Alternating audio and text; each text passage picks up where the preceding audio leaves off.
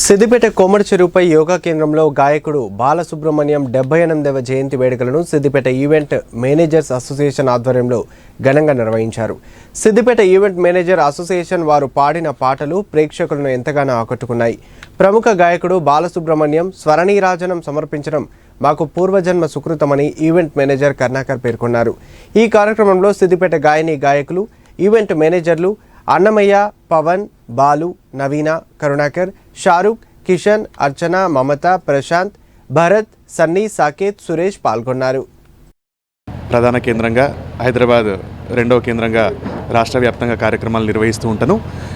శ్రీపతి పండితారాధ్యుల బాలసుబ్రహ్మణ్యం గారి 78వ జయంతిని పురస్కరించుకొని మా సిద్దిపేట పట్టణ ప్రధాన కేంద్రంగా ఉన్నటువంటి మా కళాకారులందరూ కూడా, తర్వాత మా సిద్దిపేట ఈవెంట్ మేనేజర్స్ అసోసియేషన్ ఆధ్వర్యంలో బాలసుబ్రహ్మణ్యం గారి జయంతి సందర్భంగా బాలు గారు పాడినటువంటి అద్భుతమైనటువంటి పాటలతోటి నీరాజనం కార్యక్రమాన్ని సిద్దిపేటలో మేము ఏర్పాటు చేసుకోవడం జరిగింది.